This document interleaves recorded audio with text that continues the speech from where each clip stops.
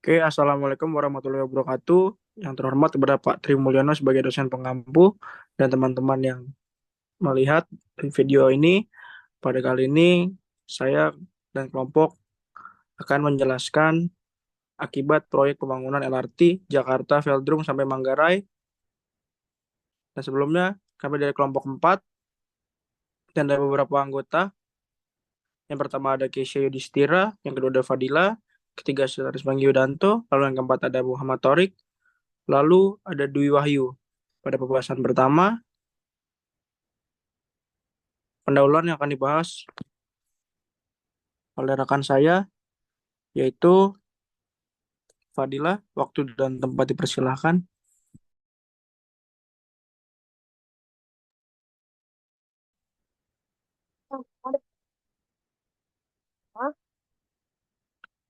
Proyek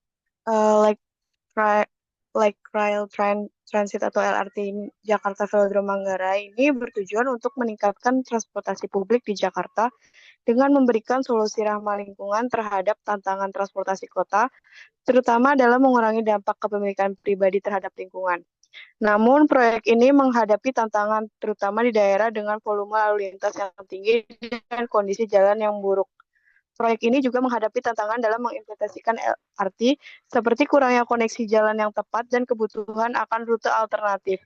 Terlepas dari potensinya, proyek ini menghadapi tantangan dalam mengatasi masalah-masalah ini, membuat analisis yang komprehensif tentang masalah dan mengidentifikasi solusi yang efektif untuk meminimalkan dampak negatif. Latar belakangnya yaitu kurangnya alternatif transportasi yang memadai di sekitar area proyek juga menjadi faktor penyebab kemacetan. Meskipun pembangunan LRT diharapkan menjadi solusi transportasi massal di masa depan, selama masa konstruksi, masyarakat masih sangat bergantung pada kendaraan pribadi dan angkutan umum yang menyebabkan jalan penuh sesak. Keterbatasan pilihan transportasi alternatif yang cepat dan efisien membuat banyak orang tetap memilih menggunakan kendaraan pribadi.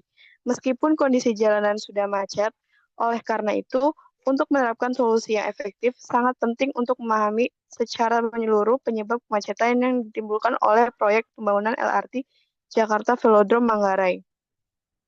Selanjutnya ada tujuan di mana bertujuan untuk menganalisis faktor-faktor yang mempengaruhi terjadinya kemacetan di jalan, menjelaskan dampak dari proyek pembangunan LRT Jakarta Velodrome Manggarai, dan merumuskan solusi untuk meminimalisir dampaknya terhadap kelancaran lalu lintas. Oke, terima kasih untuk Fadila dan Fania. Kita masuk pada selanjutnya, slide selanjutnya. Untuk selanjutnya ada Metodologi yang akan dibahas oleh rekan saya, Keisha. Waktu dan tempat dipersilahkan. metodologi penelitian. Penelitian ini menggunakan metode studi literatur, yaitu dengan mencari referensi teori yang relevan dengan kasus penelitian dan kemudian memilih buku, jurnal, artikel, dan media publikasi online lainnya berdasarkan faktor penyebab kemacetan akibat proyek pembangunan dengan membandingkan minimal 3 hasil artikel. Next.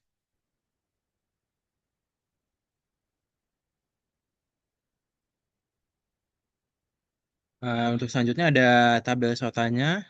Untuk pertama ada peneliti dan tahun, itu Sitanggang dan Saribanon pada tahun 2018. Judulnya Faktor-faktor penyebab kemacetan di DKI Jakarta. Variabelnya ada penyebab kemacetan, lalu metode penelitian. Metode yang digunakan pada penelitian ini yaitu teknik purposive sampling dan quote sampling dengan didapatkan responden sebanyak 30 responden yang berasal dari pengguna jalan dan masyarakat sekitar jalan Cawang sampai Grogol dan Kota Tua sampai Harmoni. Lalu ada hasil pembahasan. Terdapat beberapa faktor penyebab kemacetan di Jakarta. Setelah dilakukan penelitian, maka didapatkan faktor penyebab kemacetan lalu lintas yang utama yaitu faktor penggunaan kendaraan pribadi, di mana tingginya pengguna kendaraan pribadi baik roda 2 maupun roda 4 tidak sebanding dengan infrastruktur yang ada. Faktor yang kedua yaitu faktor kapasitas jalan yang tidak sebanding dengan jumlah kendaraan karena kapasitas jalan tidak dapat menampung kendaraan yang ada. Selanjutnya yaitu faktor manusia, di mana manusia sebagai pengguna jalan baik pengemudi, penumpang maupun pejalan kaki yang tidak disiplin dan tidak taat aturan menjadi salah satu faktor penyebab kemacetan. Faktor yang terakhir yaitu faktor pembangunan infrastruktur seperti pembangunan LRT, MRT, dan juga flyover dapat menyebabkan kemacetan di Jakarta. Oke, terima kasih Keisha. Kita masuk pada slide selanjutnya yang akan dibahas oleh saya sendiri. Ada variabel kedua yaitu yang dibahas oleh yang diliti oleh Mualim dan Mas Pufa pada tahun 2022 dengan judul Analisis Kebijakan Pemerintah Provinsi DKI Jakarta dalam mengatasi permasalahan transportasi di perkotaan dengan variabel kebijakan pemerintah permasalahan transportasi. Dan metode penelitian ini diambil dengan penelitian ini dilakukan dengan menggunakan metode deskriptif kualitatif yaitu dengan menggunakan web jurnal serta literatur buku situs web resmi yang kemudian digambarkan melalui analisis deskriptif. Lalu hasil pembahasannya, pemerintah Provinsi DKI Jakarta melalui Dinas Perhubungan telah berupaya mencari solusi untuk mengatasi kemacetan. Salah satunya yaitu melalui kebijakan ganjil genap yang telah diatur oleh yang telah diatur melalui Peraturan Gubernur Provinsi DKI Jakarta dengan nomor 164 tahun 2016 tentang pembatasan lalu lintas dengan sistem ganjil genap. Penerapan sistem ganjil genap ini diharapkan dapat berjalan dengan baik sehingga volume kendaraan yang beredar di jalan dapat berkurang dan waktu tempuh akan semakin singkat. Dengan penerapan ganjil genap ini, maka banyak warga yang beralih menggunakan transportasi umum seperti Transjakarta, MRT, dan juga LRT. Kita masuk pada slide selanjutnya.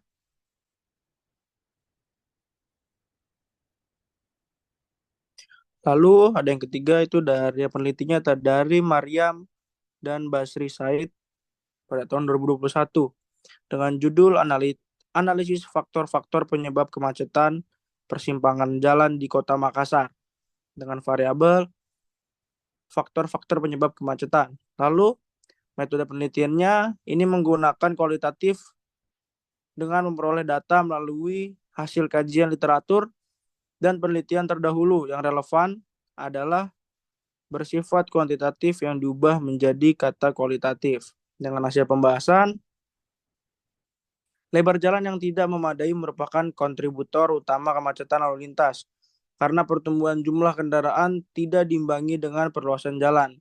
Hal ini mengakibatkan volume kendaraan melebihi kapasitas, terutama di persimpangan jalan yang menyebabkan kemacetan parah. Sebuah survei mengungkapkan bahwa masalah ini merupakan masalah utama dengan nilai RII sebesar 0,890. Jam-jam sibuk lalu lintas biasanya pagi dan sore hari memperparah kemacetan.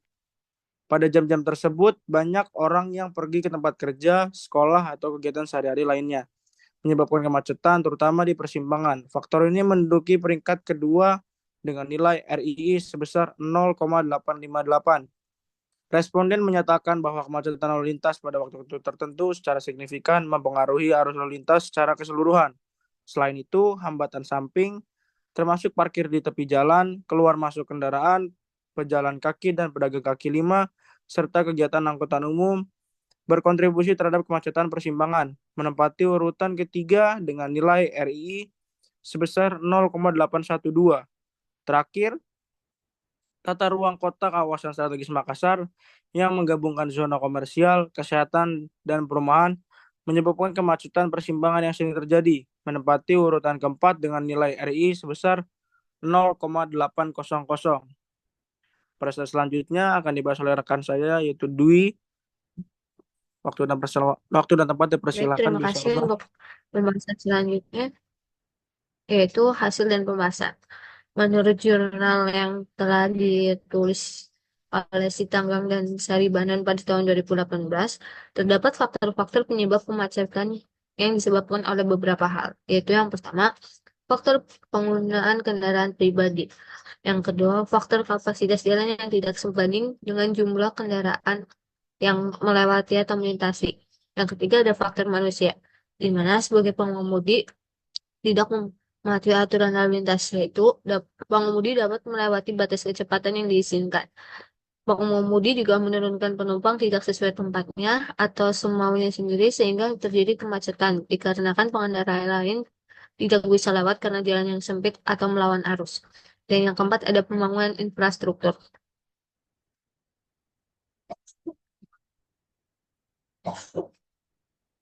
Dari beberapa faktor di atas, maka proyek pembangunan infrastruktur LRT Velodrome Manggarai menyebabkan kemacetan di sekitar Jalan Pemuda, terutama pada jam sibuk seperti pagi dan sore hari. Kemacetan ini dikarenakan proyek pembangunan LRT terdapat juga salah satunya faktor dari proyek pembangunan LRT. Terdapat juga faktor lain seperti ketika pagi, jam berangkat sekolah, jam kuliah, dan juga ketika jam pulang, di mana banyak para kendaraan yang akan melakukan antar jemput berhenti di tepat di pinggir jalan, sehingga menyebabkan kemacetan yang semakin parah. Adanya pekerjaan galian yang mengharuskan penutupan jalan sebagian, sehingga mengharuskan perpindahan jalur Transjakarta. Yang tadinya melewati jalur sendiri, maka Transjakarta sekarang melewati jalan juga yang dilewati oleh mobil maupun motor. Pengalian jalan tersebut menyebabkan penyempitan jalan, sehingga menyebabkan kemacetan di beberapa titik jalan velodrome hingga Manggarai. Untuk mengatasi kemacetan tersebut, yang disebabkan oleh faktor utamanya yaitu proyek pembangunan LRT Velodrome Manggarai, serta faktor-faktor lain yang mempengaruhi lalu lintas di sekitar Jalan Pemuda, dibutuhkan berbagai langkah strategis yang bersifat jangka pendek maupun jangka panjang.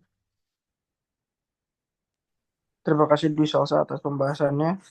Adapun gambar yang diambil pada saat jam macet selanjutnya,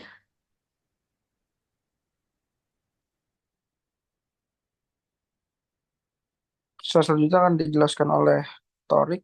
Torik waktu dan tempat terpersilakan Torik. Upaya yang dilakukan oleh pemerintah untuk mengatasi kemacetan di DKI Jakarta, diantaranya itu yaitu sebagai berikut. 1. Menerapkan kebijakan ganjil genap. 2. Pemberlakuan atau penerapan sistem satu arah, yaitu pola lalu lintas yang dilakukan dengan merubah jalan yang awalnya dua arah menjadi satu arah. 3. Pembangunan dan pengembangan transportasi umum. 4. Pembangunan trotoar khusus pejalan kaki dan melarang para pedagang kaki lima untuk berjualan di trotoar.